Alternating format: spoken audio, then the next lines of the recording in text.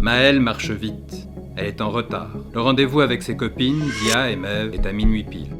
Depuis le début des vacances, elles se réunissent une fois par semaine dans un petit cabanon abandonné dans la garrigue, à 20 minutes du village.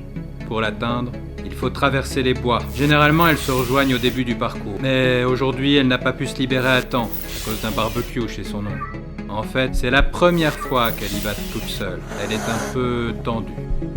La nuit est sombre, pas de lune. En plus, dans la précipitation, elle a oublié sa lampe torche et son téléphone est presque déchargé. Si elle ne va pas plus vite, elle finira la route dans le noir. Et alors là, tout peut arriver.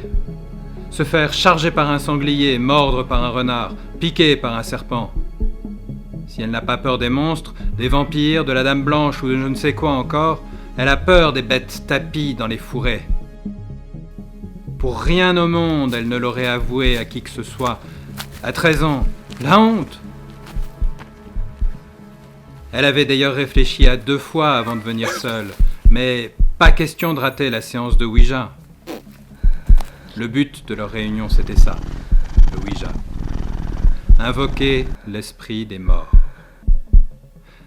Ça ne lui plaisait pas beaucoup, mais bon, c'était l'occasion de faire quelque chose avec les copines et de boire des coups et fumer un peu, tranquille, peinarde. Soudain, elle s'arrête. Quelque chose la dérange. Le bruit. Il n'y a pas de bruit du tout. D'habitude, on entend des grillons, un petit duc. La vie nocturne, quoi. Et puis, cette impression d'être épiée, elle se retourne, inquiète. Rien, mais elle sent qu'on lui frôle la jambe. Elle fait un bond de côté. Un chat. Ce n'est qu'un chat. Des chats. Combien ? 1, 2, 3, 4, 5, 6, 7, 8. Mince ! Plus de batterie. La cata. Le noir complet. Enfin, presque les yeux. Les yeux des chats. Il la fixe. Paniquée, elle court, se retourne. Les chats s'approchent. Ils la suivent, on dirait. Elle tombe, se relève, court, de plus en plus vite. Vite, la maison, vite, la porte. Pas trop loin. Ça va? J'ai eu la trouille de ma vie, il y avait des chats sur le chemin. T'as jamais vu les chats? Ils étaient nombreux, trop nombreux. Bon, tu te calmes et on commence.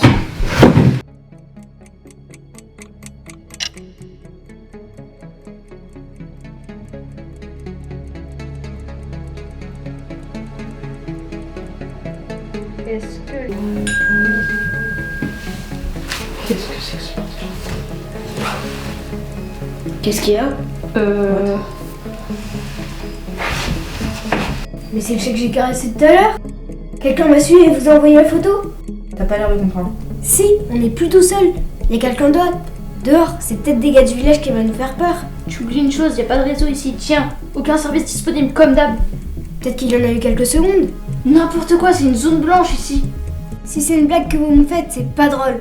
La photo, vous l'avez reçue au village et il y a un pote dans la combine. On a l'air de plaisanter. Je sais, c'est le Ouija. On a déclenché un mauvais esprit. Mais non, on n'a même pas encore vraiment commencé. Il se passe quelque chose de bizarre et de flippant.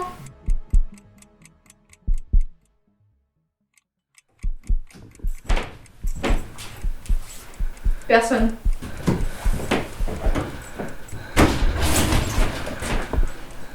Y'a rien de plus ici. Tu vois pas des chats?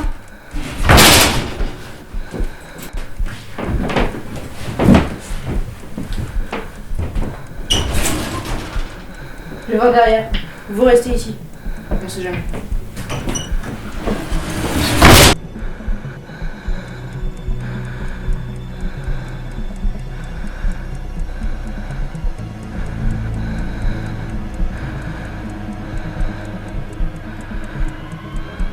Elle devrait être revenue. Qu'est-ce que tu veux faire avec ça?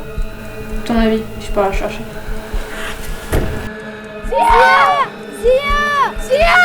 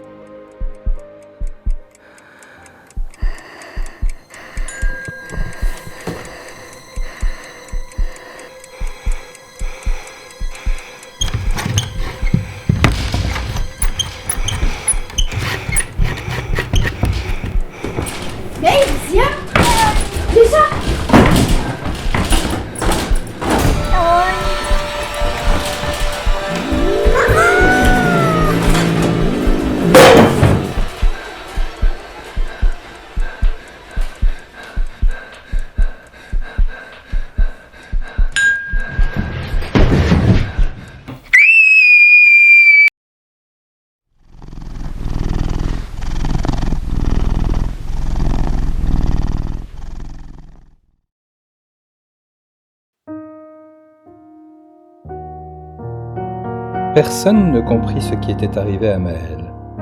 Maeve et Zia demeurèrent introuvables. La tablette de Ouija sur la table donna lieu à toutes les versions fantaisistes.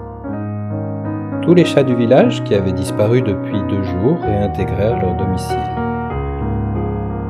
Nul ne fit le lien entre eux et les terribles événements.